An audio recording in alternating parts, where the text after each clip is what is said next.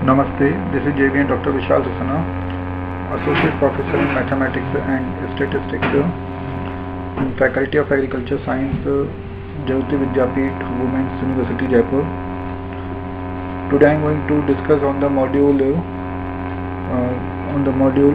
chi-square test of independence, and this module is a part of the course Research Methodology and Biostatistics under the program of B Optometry and BPT, Bachelor of Physics Therapy, 6th semester of the university. And important thing is that this topic is a part of the various other courses of the university and the other universities. The chi-square test of independence is a very important part of the chi-square test, and just we see what is chi-square test. Chi-square test is a hypothetical test, and in which just we have to compare the observatory values, or the observatory values are just equivalent to the expected value or not. That is chi-square test.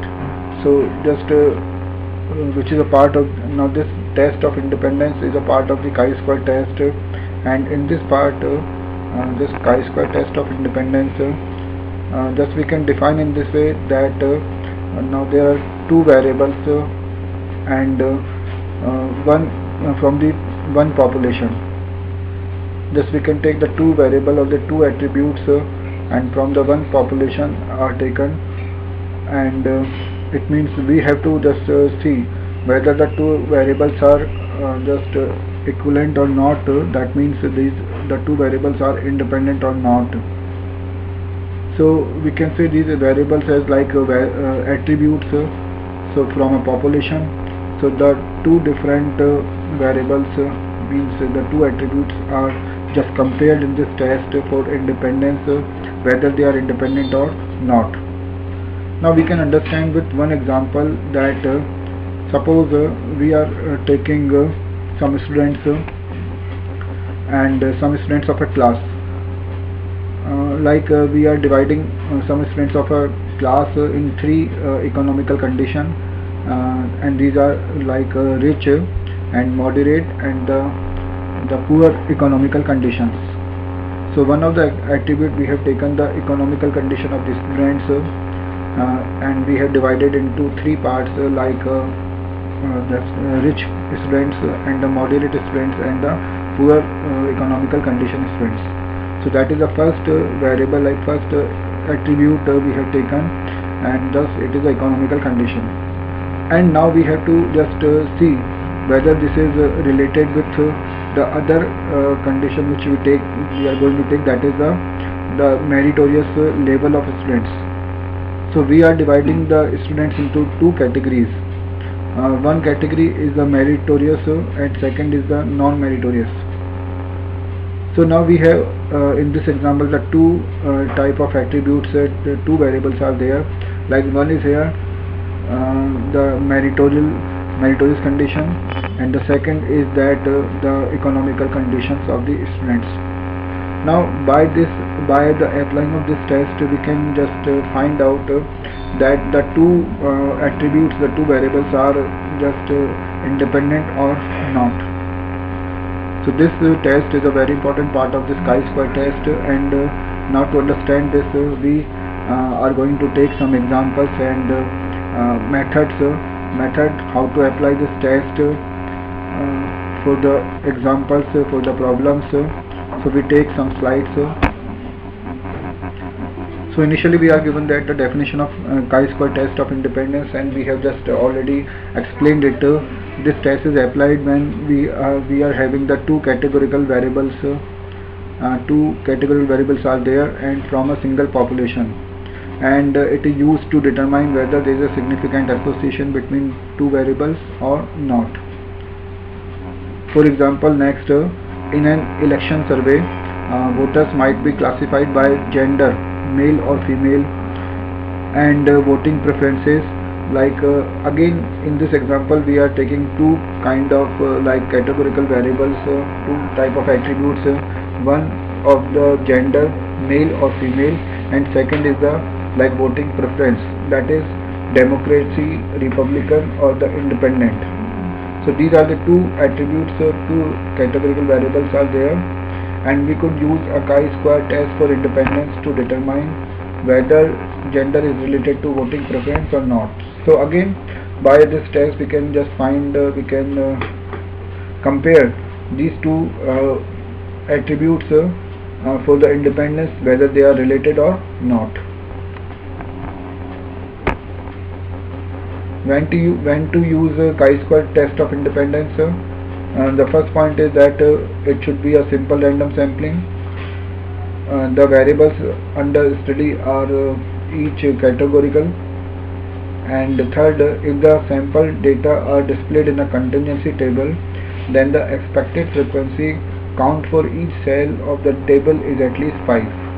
So these are the three important points should be just seen before applying this test, that it should be simple random sampling and categorical, and the sum of the and the expected frequency count for each cell of the table is at least 5.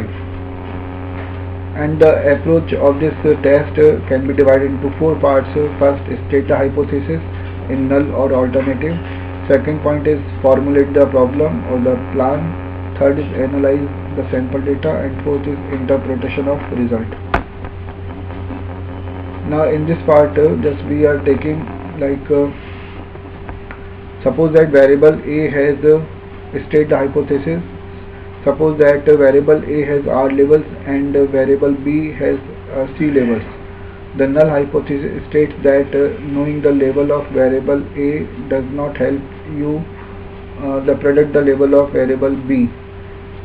For the variable, that is the variables are independent.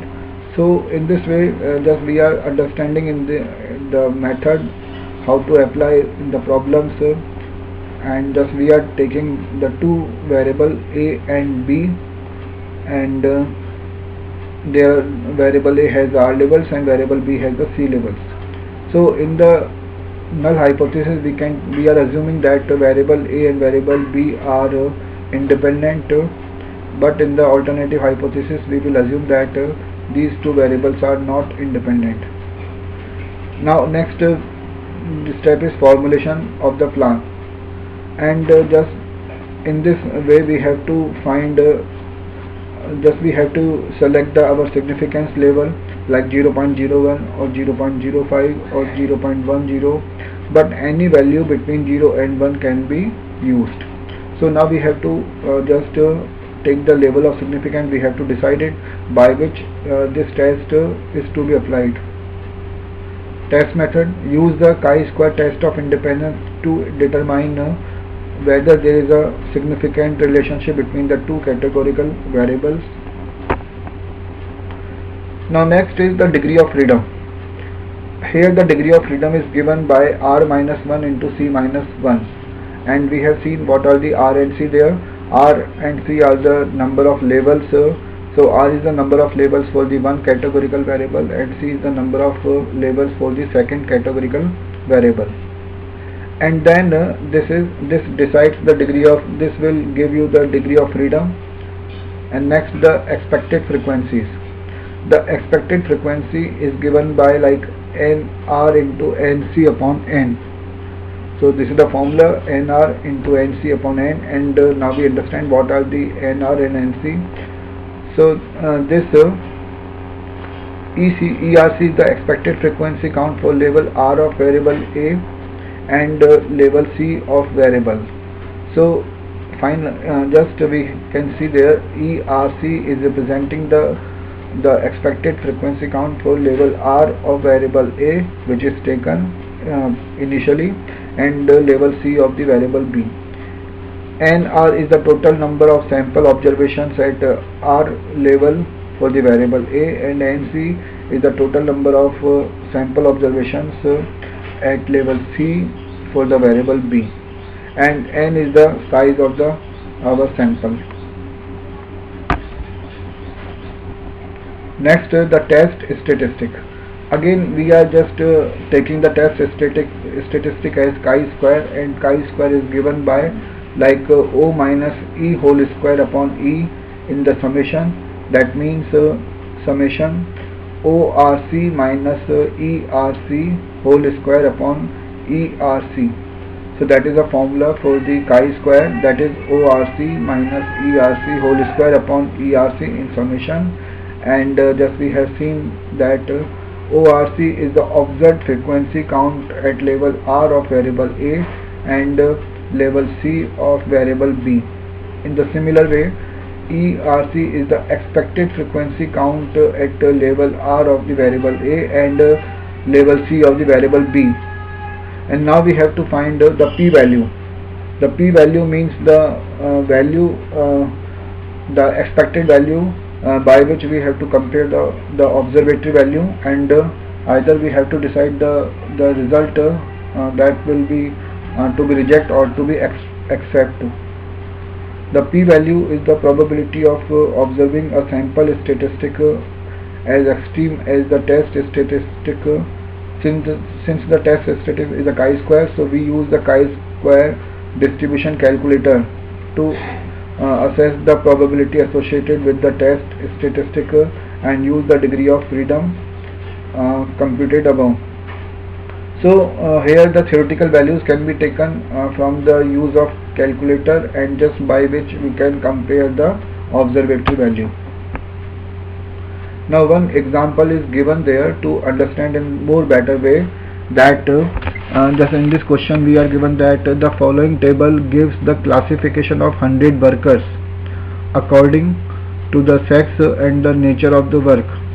Test whether the nature of work is independent of the sex of the worker.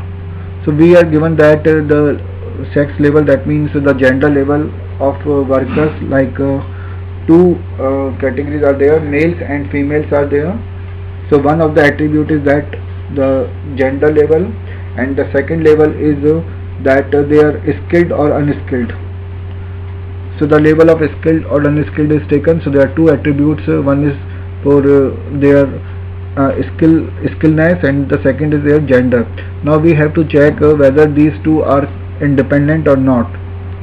So let us the null hypothesis H naught be that sex and nature of works are independent, means the gender and the nature of the work are independent, and the alternative hypothesis is that that the two are not independent. Now next, just according to the previous formula we have seen, we have to make a contingency table. Contingency table, like it will be in the column, first column, in the column we are going to take male and females, and in the row that is like skilled and unskilled.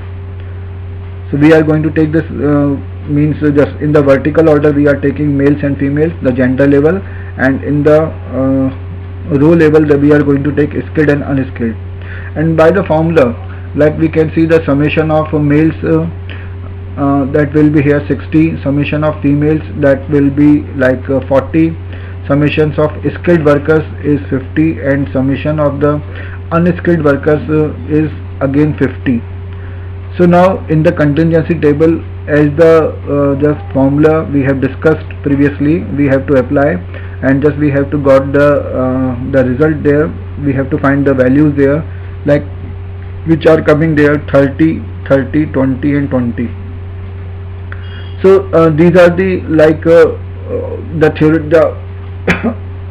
these are the like theoretical values which we have just found it, and now we have to just apply the chi-square formula, which is like O minus E whole square upon E in summation, that is like 40 minus 30 whole square upon 30. 40 is the male and skilled number, while 30 is the male and skilled number from the expected value, while 40 is the from the observatory value for the male and skilled category, and 30 is the number, the expected value from the male and skilled category. And in this way we are just writing 40 minus 30 whole square upon 30 plus 20 minus 30 whole square upon 30, and then so on. And on solving this we will get the value as 16.67, and this value 16.67, and now we have to find the degree of freedom. So the degree of freedom nu is equal to 2 minus 1 and again 2 minus 1, because there are two just components in the row and two components in the column. So that is 1 there, degree of freedom, and we are testing this on the level of significance of 0.05. So the chi-square at 0.05 for nu equal to 1 is 3.841. We can see by calculator, or we can see it by the table, and therefore just 3.841 is the theoretical value, while 16.67 is the it is a 3.841 is the theoretical, that means expected value, while 16.67 is the observatory value. And in this way we have found it the observatory value is greater than the expected value.